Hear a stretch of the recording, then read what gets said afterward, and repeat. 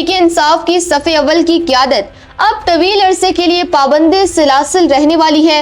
इस्लामाबाद की इंसदाद दहशतगर्दी अदालत ने वो फैसला सुना दिया जिसका डर पीटीआई को था। 26 नवंबर का एहतजाज हो या संगजानी जलसा केस, अदालत ने उमर यूब, शिबली फराज और जरताज गुल की तमाम जमानतें मुस्तरद कर दी। इस्तिस्ना की दरख्वास्तें भी काम न आ सकी। इस फैसले के बाद अब पीटीआई रहनुमाओं के पास क्या रास्ता बचा है, जानिए इस रिपोर्ट में। नाज़रीन, वफाकी दारुल हुकूमत की इंसदाद दहशतगर्दी अदालत ने पाकिस्तान तहरीक इंसाफ के रहनुमाओं के खिलाफ दर्ज संगीन मुकदमात में बड़ा फैसला सुनाते हुए उनकी जमानतें खारिज कर दी हैं। अदालत ने 26 नवंबर के एहतजाज, सिंगजानी जलसा केस और दीगर 8 मुख्तलिफ मुकदमात में अपोजिशन लीडर उमर अयूब समेत दीगर रहनुमाओं की जमानतें केबल अज गिरफ्तारी की दरख्वास्तों को मुस्तरद कर दिया है। अदालती फैसले की जिद में आने वालों में जरताज गुल भी शामिल हैं, जिनके 7 मुकदमात में जमानत की दरख्वास्तें खारिज की गई हैं, जबकि शिबली फराज और आलिया हमजा के 5 से जायद केसेस में रिलीफ का रास्ता बंद हो गया है। पीटीआई रहनुमाओं की जानिब से अदालत में हाजिरी से इस्तिस्ना की दरख्वास्तें भी दायर की गई थी, जिन पर अदालत ने फैसला महफूज किया था।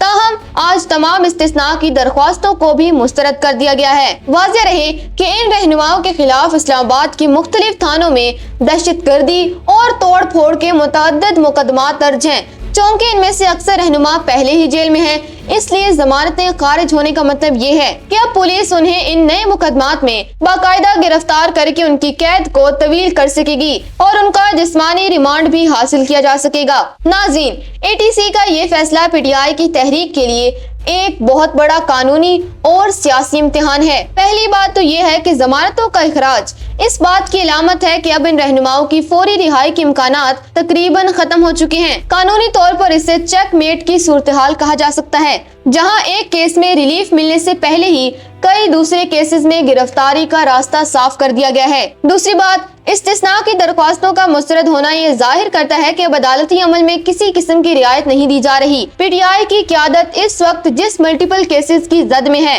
वो उनके सियासी सरगर्मियों को महदूद करने के लिए काफी है। जब क़यादत जेल में होगी तो 8 फरवरी को होने वाले एहतजाजी ऐलानात पर अमल दरामद करवाना एक कठिन मरहला होगा। तीसरी बात, पीटीआई के पास अब वाहिद रास्ता इस्लामाबाद हाई कोर्ट से रुजू करना है।